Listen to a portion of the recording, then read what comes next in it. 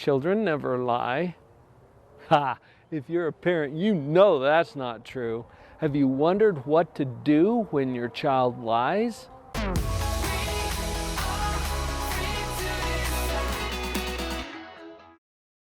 Years ago, Vicki, when I was doing child custody evaluations for the court and I got involved in forensic evaluations of child sexual abuse cases and just some of the nasty stuff, right? I remember hearing from a certain group that was promoting this idea.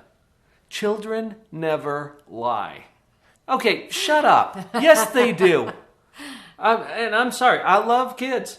Okay? They're amazing and awesome and wonderful, and they lie through their teeth. If they're going, it's nature's way to avoid getting in trouble.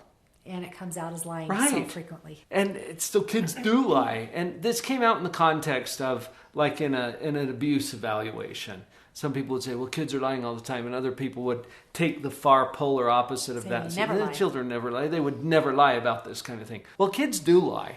And I think one of the reasons that they do, just like you said, it's to avoid getting into trouble. Right. Adults do it too. Okay? Yeah. Where do you think kids learned it? Anyway, but I think there's some natural tendencies toward that as well. So let's acknowledge that it happens. The fact that you found this video probably reflects that you're having some issues with that. Yeah. So let's see what we can do about it. Should we look at that? And probably the first thing is when you hear or find out your child has lied, one of the most important things is to stay calm. Yes. It's so hard. Thank you. You know what? If you don't, you actually reinforce the lying behavior. Yeah, right. For a lot of goofy psychological reasons. It's really important to remain calm. We want the child to learn something from this. And we can do that best if we're not all freaking out as a parent. Right. One of the things that makes it really hard is, like you were saying, when you find out that this is an issue, when you discover the lie, okay, that's a time when your temperature goes up a little bit. So this works best in the context of creating a family culture and parenting practices that are calm. You get to practice this so that when the heat is on, you don't lose your cool. Yeah, it's like making neural pathways that are ready to respond in a moment's notice. And so we want to practice calm face, calm voice, calm mind. This also creates the expectation in the kids. Because as you practice it and as you implement this as part of your family culture, who you are as a family, they can start to anticipate that things are going to be handled in this way. Right. Even if it's a sensitive thing like lying. Vicki, we've got certain rules of parenting. Right. Do you remember what number 1 was? Take care of yourself. It's got to be first. It feels so counterintuitive sometimes, but it's absolutely crucial, especially in a situation like this. This is how you're going to remain calm when you're taking care of yourself. You're meeting your needs. You've got a little mantra on the wall in our exercise room about how it's not my kid's job to make me happy. It's my job to make me happy. Right. Right? Exactly. Did I get that right? Something like that, yeah. So the importance of taking care of yourself becomes really paramount when we're dealing with things like lying or other misbehavior so that you can show up as the calm, loving parent that you are. Part of manipulating or creating a culture in your family is one where you have times where you bring up these types of situations. We call it a family home evening, but it's a safe place you make where you can bring up topics that need to be discussed. You're not talking about heat of the moment. No. You're talking about having a place and a time where these things can be addressed. And that actually really brings back to the very first thing. When you first find out a child is lying, I think it's our natural nature. It's our nature to just kind of go, this is urgent. And one of the most important things to do as a parent is to be able to piece out when it's urgent and when it's important. And these types of situations, a lot of the times, you have only just found out about the lie. Right. Maybe it's been going on for a while. We don't know. But it's probably not as urgent as it is important. And so if you have kind of a Right. family time, a counsel time, whatever you want to call it, that you discuss important issues, moral issues, family vacations, etc., this is a good time to talk about the concept of lying. You can use that to relieve some of the pressure on the child, too. Mm-hmm. When children feel confronted, they naturally become defensive. Right. So I love this part of the family culture where you can simply say, well, tonight, kids, we're talking about honesty. Right. Now, that doesn't mean you're not going to deal with the actual event with the child at some Right. point. And we're getting to that. Right. We're going to give you some Yeah. tips for that. But I was just going to say, I remember one of the first times that I came into a real difficult situation. I remember calling you, kind of excusing myself, calling you and saying, I just found out so-and-so is lying and stealing. And I knew I couldn't react in the moment, but I had to call you because, again, part of that taking care of yourself is also taking care of your team. I needed to get you on board, right. kind of talk about it so that we could respond rather than react. We'll take a strategic, appropriate response to this. It's more important to do the right thing than to do the fast thing or the urgent thing. Yeah. And that's where the value of having this family council or family evening that happens on a regular basis, because that's when we can address it. I think it's important to control the timing, the content, and the emotion. Yeah. When we address these things with our kids. And so this helps us to control the timing as we just and emotion, fit it into because the once family you meeting. Step back for a minute, you can cool off. Exactly. I think we're ready to get into some specific tips.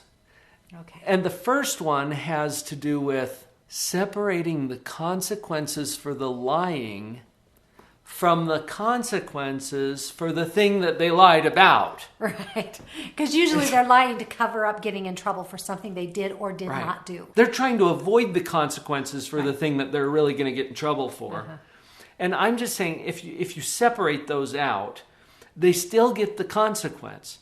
And I've heard this argument from kids before. They're like, well, if I tell you, then I'm going to get the consequence.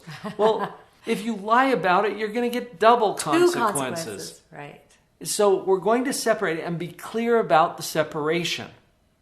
So you could say, look, I know you lied about this because you were hoping that you could avoid the consequence for this thing.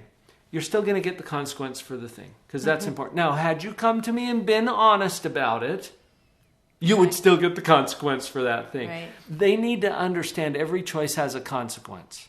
Including the lying. Yes. And so that becomes another issue now. And because you lied about it, you have this consequence, which is separate from the consequence for the thing they lied about. I'm just saying separate them. I'm not even saying what the consequences should be.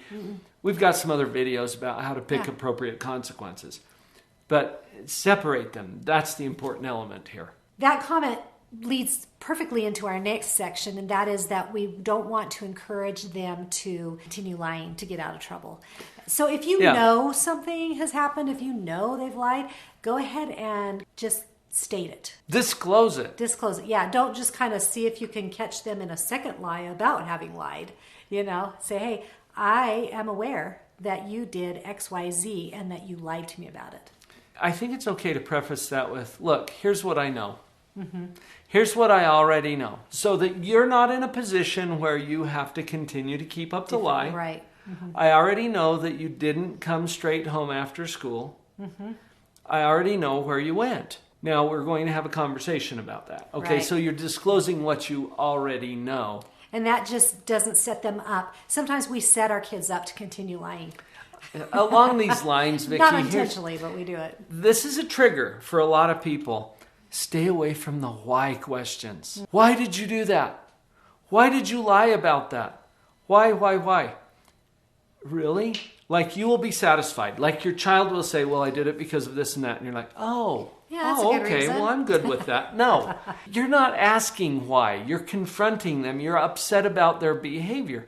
Let's just ditch the why thing. And just say, I know that you told me you did this when I know this happened. Right. And you don't want to put your child in a position where they have to tell additional lies or they have to defend the one that they already told. So let's just ditch the why question. Disclose what you already know. Let's start with that. And then we can have a much more honest conversation about it. One of the most powerful things that is in our toolbox for parenting is an understanding of moral development. And this helps us to understand why kids do what they do and their stage of moral and how reasoning. we can react or interact with them. Exactly. So if you're not already familiar with that, we've got a video here on the channel called Teaching Children Responsibility. And if you cue that up and watch it next, you'll see what we're talking about. Also in the Parenting Power Up, we get into some detail about that. You can connect to that at parentingpowerup.com. And we'll give you all the coaching that you need to come up to speed with that. What that does for you as a parent is it puts you in a position where you know how to respond. Children are going to lie for different reasons. And based on those reasons or their level of moral maturity, you're going to come in as a parent with consequences that are appropriate for it. We're not going to save our kids from their consequences, but we want to make sure that the consequences are appropriate for their level of thinking. That's why that's so important. And part of that moral development is helping them understand the relationship between doing hard things or easy things and the in the now versus the later. And I think sometimes as we explain to our child, look, I realize it would have been really hard to have owned up to this. Oh, yeah. It was easier to tell the lie. Lie about it. And then go ahead and talk to them about the consequences of each different thing and show them that it's kind of just a life lesson that if you learn how to do the hard thing, it's going to make the future choices a little easier. If you do the easy thing right now, your future choices get harder and harder to keep on tracking. We talked about this with the consequences, because if you separate the consequences for the lying and for the thing that they're lying about, they would have had this consequence either way. For the misbehavior, the thing that they are trying to cover up. They get to have this consequence now because they lied about it. So if you do the easy thing and lie, you get two consequences.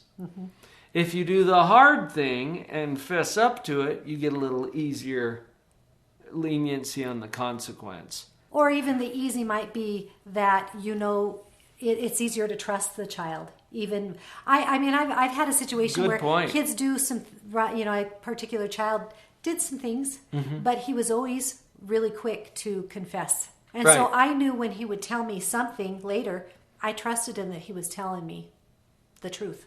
Right. And the whole part of it. Not easy to confess. No. So you do the hard thing and you create an easier life for yourself. Yeah, we just get an opportunity to teach them the moral principle along with dealing with the lying. This is a real world thing. Yeah. Check out your own experience and see if this is true. That you've learned, haven't you, as a parent, that if you're willing to do the hard thing, you can create a little easier life for yourself. If you default to the easy thing, it's going to get a little harder.